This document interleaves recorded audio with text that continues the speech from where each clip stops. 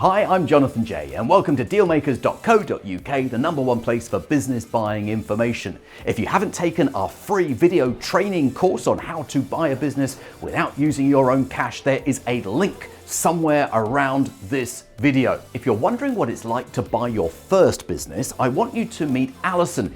In this interview, we find out exactly how she found that first business to buy, how she structured the deal, and how she got the deal over the line to completion. It's a fantastic story. I'm sure that you are going to enjoy it.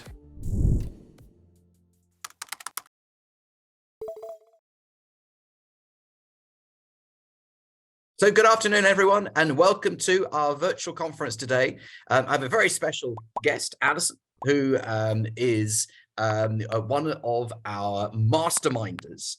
And Alison has a great story to tell, where she has come at business buying to the business buying world without any experience and has attacked it with a determination and a positivity that has to be seen to be believed. And the format of today is that I am going to interview Alison and ask her the questions that you might well be asking in your own minds. And then a little bit later, I am going to open this up for questions so that you can ask Alison your own questions. So I ask you, please, to save your questions for later rather than sending them in as we are talking. And we have a number of people on the virtual conference today who've been on my fast track program. In fact, one of them is actually on the fast track program that was happening this morning. So I'm going to be telling you how you can join the next one. And I believe that is how Alison started. It's just about how every single one of our masterminders starts the business buying journey. So Alison, can I ask you please to unmute yourself and also to turn your camera on, and we'll bring you into the conversation. And I want to find out whereabouts in the world you are as well. Oh, you might hang on. I know what the problem is. Yeah. I'm going to do that. I'm going to do that, and you'll be able to do it now. Hello. Hey. I knew I'd forgotten something. How are you? I'm very good, thank you. How are you? All right. I get this feeling you're abroad, but I'm not sure if you are now. No, we've just been traveling to Croatia and Montenegro, so we're back now. So yeah, the hound of the Baskervilles is in the house, so she barks. I apologize now. Okay, no worries. So Alison, good to see you as always. So give us a little bit of background, would you? So the pre-business buying part of your life, the quieter part of your life. So tell us what sort of brought you to this point. Okay, so originally from Edinburgh, although I emigrated to England now, but originally from Edinburgh, and I went to university because I wanted to do something that would earn me lots of money, that didn't necessarily take all my time. And I started to learn that certain things in accountancy or whatever were not my world. So I joined a department store, hardware store, came to England as with a wholesaler. And that wholesaler had a whole load of depots. I came to run a depot, but they brought me into head office to run all the supplier terms. So my background is very much in that area. At that time, I started to realize that you're always buying time you're always buying time because you've got a salary, you've got a fixed, and somebody else is dictating your life. So we started looking around for other things. We went into network marketing, stuff I'm still involved in now, and then property investment. And it was all about, yes, you have to do a bit of work, but then how do you make some kind of passive income to keep paying you on a regular basis, so then you could start buying back your time. So in theory, I don't have to get up in the morning when I first wake up, unless it's a very special day and I have to get my face on. So yeah, that's kind of where I came from. So we've got a number of businesses already. They do take a bit of time, but we can travel more as long as we've got internet, because we can work in the morning and have the rest of the day free. Oh, well, that isn't that ideal, isn't it? Work in the morning and then do what you want for the rest of the day. I mean, that's Yeah. that's got to be something that most people would be very happy to have. So what was it? Well, I mean, I think I know from what you've just said, but what was it that attracted you to business investment as opposed to business operations? Or operating the business yourself? Yeah, I think it's when I we've always had to start the businesses ourselves. We've always had to do it from the ground up. It takes time. You're heavily involved in it, all the rest of it. And when I heard you for the first time, I suddenly thought, I don't have to do that from the ground up. I could come in part way through and then move it forward and save all that pain and time and energy that just can suck out of you sometimes, and actually then have something much bigger that would just multiply our goals and we'd get to them much faster. Well, yeah, I mean, that's amazing, isn't it? If you've got a goal, if you've got an objective and you can get there faster, then why would you not get there faster? Who wants to spend extra years doing what someone else can do in half the time? Yeah, no, that's great. So property investment. Yes. Yeah, so properties of interest to you, is it? It is. We've got properties around the country. So I've got some with my brother, some with my husband. We've done to anybody who's in property on here, we've done the rent to rents, we've done the houses of multiple occupation. We've got some in Scotland at the moment that are proving very interesting, because the government has now decided up there that they could just, if we can't evict anybody until next year. So one of my tenants has now stopped paying her rent, knowing that we can't evict her. So as much as I love property, at the same time, you're still in somebody else's hands in time. So yeah, that's so we enjoy that all through letting agents. I manage the letting agents, I don't manage the properties. So I use their skills and expertise to help my business grow. Yeah, absolutely. I have some property, and I've, on occasions I've had it managed, and then I get a little disgruntled by the high management fees, and then I discover what I was paying for when I've got tenants contacting me, me directly. I was actually, as you were saying that, I was just thinking, I had a tenant a few weeks ago say the washing machine's broken. No, was it the dishwasher? No, the dishwasher. The dishwasher's broken. We need a new dishwasher. Yeah, it was like an emergency scenario. Sunday night, we needed a new dishwasher. And I said, have you cleaned the filter? Because I said, I had a problem with my dishwasher. I took the filter out and I cleaned it, put it back in, and it worked. Have you tried it? No, I haven't tried it. So could you go and try it? They tried it, I would imagine, because I haven't heard from them since. So clearly the dishwasher is now working again. Thank goodness I didn't go on Currys and buy one. Absolutely. So how did we first meet? Was it via did you come across me via the podcast or YouTube? No, it was actually through one of the property network groups. You were doing a 1 hour session from them. They were promoting it, and so I listened into that, and I got partway through, but what you were talking just instantly set my mind going, and thought, I can do that. And if the results are what you're saying, that is massive. So and in fact, actually, we were coming around, it was supposed to be an hour, but it lasted longer because we went into questions and answers.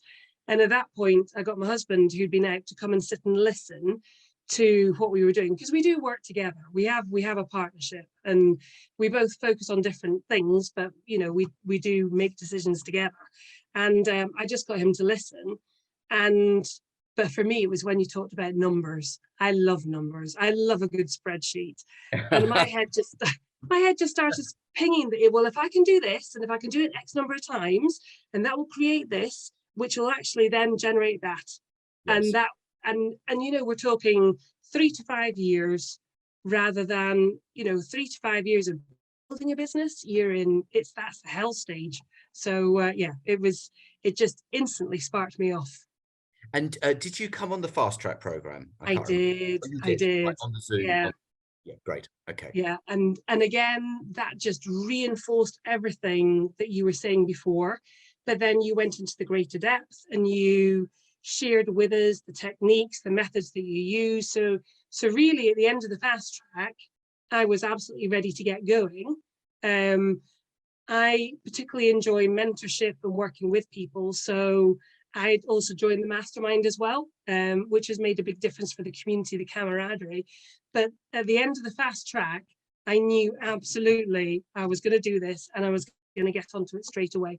And my poor husband, I made him sit through the first couple of days just so he could actually get a twig of what I was going to spend my time doing, because all of a sudden I was going to go, right, you look after that business, I'll do this. So I needed to make sure he was on board as well. Sorry for interrupting your video, but I wanted to introduce you to a great lawyer in the UK who can get your deals done for you. He's worked for 50 of my mastermind clients in the last few months alone. His name is John Andrews, and I've got his details right here in my little black book of contacts. You can phone him on 0345 241 2494, or you can email him on johnandrews.deallawyer@jmw.co.uk. If you want someone who can get a deal done, he is your guy. So let's get back to the video. And I've got to say, you're a very popular member of the Mastermind, and a very welcome member as well. So and I can tell that you enjoy those sessions. Yeah, very much so. But the fast track, really, those 5 days were very intensive. But at the end of every day, you'd learn so much. And I'm a great note taker on everything. So I would go back over my notes and I would start preparing my do list. Because I don't have a to-do list, because that's always in the future. I have an actual do list. So it just gave me those points to actually get going from the 5 days. Really did. And we've now structured it in such a way that it's possible to do it over 3 days. So we do it over. We found that more people have three mornings available than they have 5 mornings available. So we can focus in on those absolutely fundamentals. So so I believe that you looked at quite a few deals before you found the one that you did just recently. So talk us a little bit through that and through your thought processes, and how you sort of, you came up with the sector and all of these things. Okay, so with my background in hardware, DIY, and gardening and sort of retailing, the first sector that we sort of focused on was garden centres. So I sent out some letters, followed the system, sent out some letters, had 2 conversations, one which we used as a practice because it was relatively close by. We went to them, but it was a single person. Their turnover allegedly was 60,000. And they wanted 60,000 for the business because that's what their accountant had said. So we just went to practice a conversation, and that then started off one of those, well, there's all that cash stuff. It's like, no, I can only see what's on paper. Oh, so they were trying to convince you there was actually more money coming in that they received in cash, but they weren't declaring it, and somehow that was some great benefit to you. Absolutely. They've been dodging the tax. Okay. Yeah. But that conversation made us realize that actually for what we wanted to achieve, where we were hands off and we had people running it, we needed to have a minimum turnover level, we needed to have a minimum staff level, and we needed the turnover so we could pay for a manager to be there. Because we're not making ourselves a job, we're making ourselves a lifestyle through doing this, if that makes sense. So then at the other end, I got a phone call from a lady who had a 1.5 million turnover garden centre, and she wanted all the consideration that was deferred into escrow because they were leaving for New Zealand and she needed to pay her £250,000 fee for going and living in New Zealand. Okay. So slight extremes, but we didn't get a lot of feedback. So then I thought, well, hardware stores were kind of my big thing. Those ones on the high street that you need a widget for a 1930s Moulinex. They've got like Robert Dice. Yes, but possibly not quite as posh. So, so we went. We started sending out letters to hardware stores. We started getting phone calls straight away, and then we just followed the system that when a phone call came in, we actually had it set up that my husband would do the first call which we called the discovery call. And then we would get the accounts, I would look through the accounts, and then I would do the next phone call. If we thought there was possibilities, we would then go and see them. And in February, we got a phone call from a sort of 600,000 turnover hardware store in the Northeast. Numbers looked really good. They were making about 135,000 net profit. So we went to see them, and we were still following the system, and we were still having conversations with them. They told us how much they wanted. And one thing I really learned was that always ask them what they need and then wait. Because I was thinking 135 net profit, if they want 3 times that, 300,000 plus stock, blah, blah, blah. And he went 200 grand for the whole lot, whole kit and caboodle. And I would never have thought that they would have wanted all that, just that part of money. Interesting, a really interesting point. So if you had gone first and said, here's my offer, you would have gone for a far higher amount. Yeah. And being from Edinburgh, we don't like to spend more money than we need to. Of course not. So yeah, we did that. And he also wanted to sell the building. And we even agreed that every time we paid rent every month, it would reduce the cost of the building, the amount that he wanted. So in the end, if I just stopped paying rent for a certain number of years, I would own the building as well. So it was an incredible deal. And they had 8 staff, manager, assistant manager in place already. So really, the only one downside was that he wanted everything up front. And that is not part of the system. But everyone does. That's how everyone starts. Yeah, absolutely. So in fact, actually, we agreed that we would do it. He had Parkinson's. They're both in their 70s. He needed to get out and sort his estate for his family, effectively, which is why everything was up front. But we agreed it, sent it off to legals. And while that was at legals, we then went and saw some other businesses, came to heads of terms with another one. And then I probably didn't send out as many letters as I should have done. In hindsight, I didn't keep my pipeline going quite so well.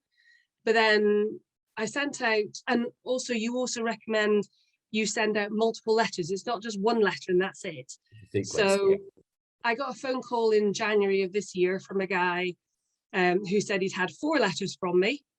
He thought I was a scammer, somebody who just wanted to pay 5p in the pound for all the stock and make everybody redundant. So we had this conversation. We had a couple of phone calls, and then I'm trying to work this back. So probably the beginning of May, we agreed heads of terms.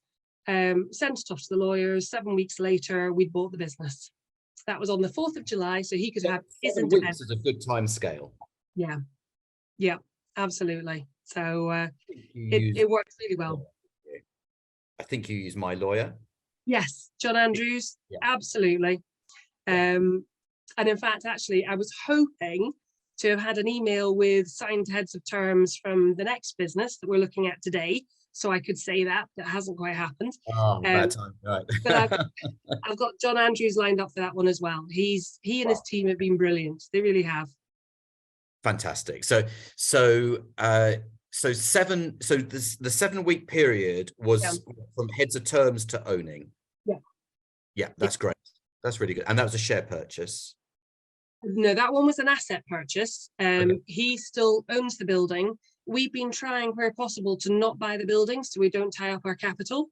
So we rent that from him with a sort of a lease option thing. So we've kind of agreed a price, agreed a time that we can buy that. So yeah, 7 weeks, we did the due diligence, got that all done. And then we went and got the keys about 1 o'clock on the 4th of July. So, and then stood around and went, what the hell do you do now? Yeah. Now the hard work starts, right? Yeah. But just a note on the building. Does he actually want to sell the building at some point? Yes, he does. You would be able to take out a commercial loan based on the business to buy the building that the business operates from. I mean, that's banks like that actually, because it just makes sense to a bank manager to give you a loan to buy the building that you're operating. I did it years and years ago, and I remember it was so easy to do. Yeah, absolutely. And we've actually sort of got a plan in our heads that some of the buildings that we buy in time, we're going to put into our pension. We have a SAS, small self-administered scheme. So at some stage, we have an exit route that is to sell the group and realise our profits from that. But with the building still being in our pension, whoever buys it from us will still have to pay us rent every month. So we actually still get an income even after we sold it. And then I'll do it again because I love it.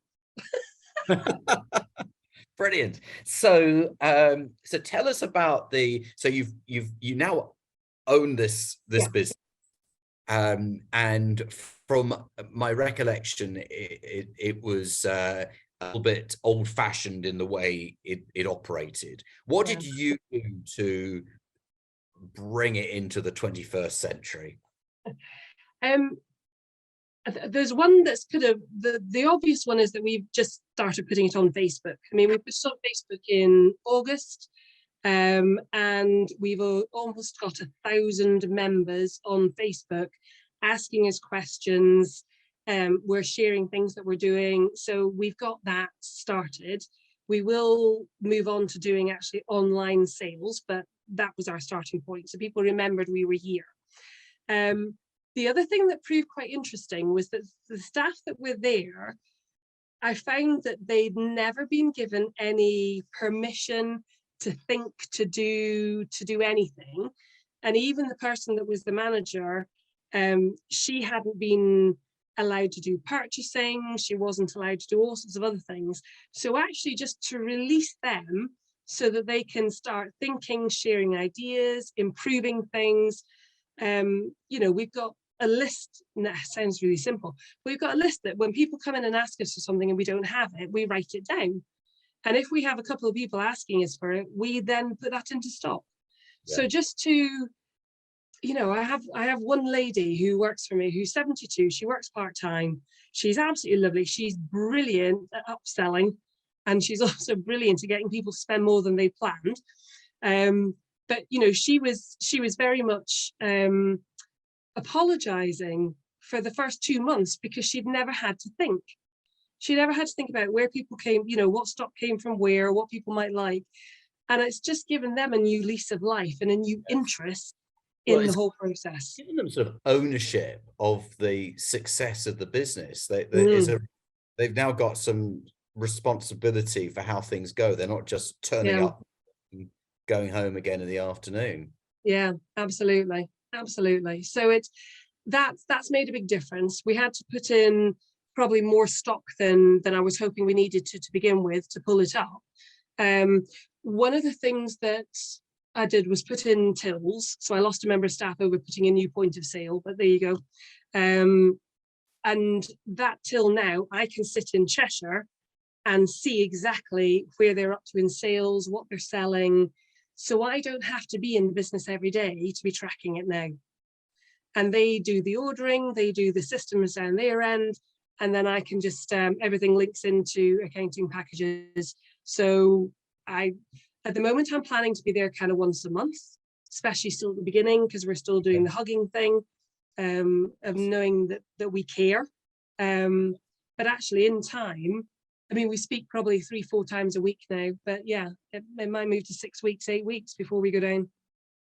And how far, what's the distance between where you live and Sheffield? Okay, so this one happened to be the furthest away in the world ever. So there's an island in Kent, Sheppey, that Sheerness is on. So it takes me 4.5 hours to get there. Oh. So it's a bit more than we wanted, but then we didn't sort of stop ourselves geographically because we were going for hardware stores. There's not that many left in the UK. Loads of people wanting to retire, but getting ones that are bigger than one-man bands, we had to be a bit. We did draw the line. We've stopped at Central Belt, Scotland. We did have one conversation about one in Thurso, but I just thought that's going to take me 8 hours to get there. That's daft. So so that one's not on the books just now. But doesn't it not though help you sort of forces you to be more strategic, and if we're looking for a positive, if it was next door, you'd be popping in every 5 minutes and it would take over life, wouldn't it? Yeah, absolutely. And it's never, the business is never meant to do that in our heads. It's meant to be supporting them to grow, develop, have the right staff team, have the right tools at their disposal so they can run the business and be empowered to do that. So yeah, we'd taken on an extra member of staff since we'd taken over the business, and he's just handed his notice in today. And if I was close by, then when he leaves in 2 weeks' time, I might have gone in there and gone, right, I can come and, man the tills today or whatever. Help out, yeah. Yeah, but I can't do that. So they have to get on with it by themselves. So we talk through what we're going to do, and then my manager goes off and does it. And she has been absolutely incredible in that every time we have a conversation and we've maybe got something that we need to talk through, she will then come up with an answer before I've kind of has supported her to get there, and she's already thought it up. And it's like, that's amazing. It's just, she's really having a new lease of life on things. And let me just close that, see if that works with it, that helps. She's had a new lease of life in what she does, which has made a difference to her too. So yeah, it's just, I'm so impressed with them all, really am. Now, the question I haven't asked you, which is the one that's always of the most interest to people, which is how did you finance it? Did you write a check and give it to the owner out of your savings? I mean, how did you do it? Okay, so the first one that we put into legals, the one from the Northeast, had a slight, when I said I would give them all their money up front because of all the rest of it, I went to use a financial team that I'd been recommended, but weren't recommended through this system. And they said, 200 grand, no probs, we can do that. And then they only came up with half of it. So we'll come back to the other part of that later. So that didn't go through in the end. So I already had this money sitting in the bank. So the initial consideration was for 40,000, and I used the money that I'd had from the loan to then buy this business. And I've got another smaller installment in a year's time, and then after 2 years. Okay. So it's split over 3 sections. You've got funding, effectively, you've got funding purchased it, not your own purchasing it. No. And we will refinance at some stage, but at the moment, the business will pay for the 2 additional considerations itself. It has the ability to do that without doing much. So I already know I've got that. Yeah. So that's my backup plan. But obviously, to take out some finance to not have to use that money would be useful to grow and develop the business, especially into the online sort of platforms. But then I can use that money to then potentially pay me a deal fee, but also to then have it to invest into other businesses that we're going to buy too. Yeah, smart. And not wanting to dwell on it, but I do remember one particular mastermind meeting. You were about to put a considerable chunk of your own into the deal. 6 figures, I think it might have been. Yeah, that one that was 200 grand. I really wanted it for all, for the amount of profit it made, all the rest of it. Because this finance team only came up with half the money, then I used one of my assets to come up with the other half of the money. So I was ready to go. With 100,000. With 100,000, yes. Yeah. I felt I had ways that I could refinance that and get that back out to myself relatively quickly, but it was a high risk strategy. That was definitely not part of your system. So let's just say, so follow system, don't follow it. So yeah. Because I remember, I can actually visualize it right now as I'm speaking to you. the exact moment you said that to the room, to the and the sort of the don't do it sort of Yeah. feeling you must have been receiving from everyone. Oh my God, we went to a vote and not one person put their hand up. But then there was also the part that they didn't, and this was another bit of a learning curve, they didn't use a mergers and acquisitions lawyer. You know, John Andrews is absolutely a specialist in it, but they didn't. They used the one from the village.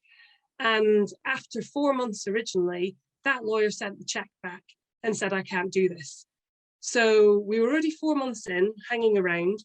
Then we had time while they got another lawyer. We got another lawyer, but again, they didn't get a mergers and acquisitions lawyer. So we had gone potentially, I had a bag packed to go and do the completion 5 times before we hit that mastermind, before I eventually said, you know what, this is too stressful. For my first one, too much, it's parked. And in fact, I sent the owner an email just today to say that we're still here, we're still interested, we can't do it all in one go, but if you want to, we're still here. And you never know. You never know, because he is very ill. Yeah, so, and I get what he was trying to do, but I don't see many people out there wanting to buy hardware stores. We are an acquired taste, so, which it works well for me, because I know the industry, know a lot of the suppliers from times gone by. So, and I have fun selling somebody a hammer randomly. So there you go. Brilliant. So what would you say, because a lot of people on the Zoom today will be early stages in the sort of business buying journey, and maybe even sort of just nibbling around the edges and sort of, you know, looking in from the outside and wondering what it's all about. Give everyone a sort of feeling of, you know, of your how has it all been for you, and what have you enjoyed, what haven't you enjoyed? You know, give us a view on the whole thing. Yeah, I think the fast track definitely got me revved up, rearing to go, and excited. I mean, genuinely quite excited about the opportunities that were out there that I wish I'd learned like 20, 25 years ago. Because if I'd known that, then, and in fact, you know, there's some really young people coming and doing this now who are going to have a fantastic future life because they're doing it right now. Were you on our group Zoom yesterday? Yes. With the 24-year-old. Yeah, absolutely. Josh. Yeah, and I'm just so impressed. Yeah, he's going great guns, isn't he? He really is. So, one of the things I particularly enjoy, and I actually wrote down the word community, because it is a community. We've always used mentors in our businesses to help them grow and develop. Because why start a business and then go through all the pitfalls that everybody else does? Why not learn how to know that they're coming and circumvent them, or, you know, move faster on your journey? And the community that we've developed through learning through the fast track, through the mastermind, has been a really big thing. I mean, I've got friends now all around the world that I never had before, and we've got a similar mindset. And I remember you did a podcast with, I think it was Paul Alvin, and he was saying that where can you go nowadays to celebrate your achievements? Because if you go down the pub, people are all doom and gloom. And if you're doing well, they don't want to know and think you're some kind of fat cat and you should give all your money away. If you're in amongst them, people understand when you've got issues or hurdles you're out trying to overcome and give you help and advice. They applaud you when certain things have happened at certain stages on the journey. So the community element is massive. It really is. But as you might notice, I'm slightly excited about the whole thing.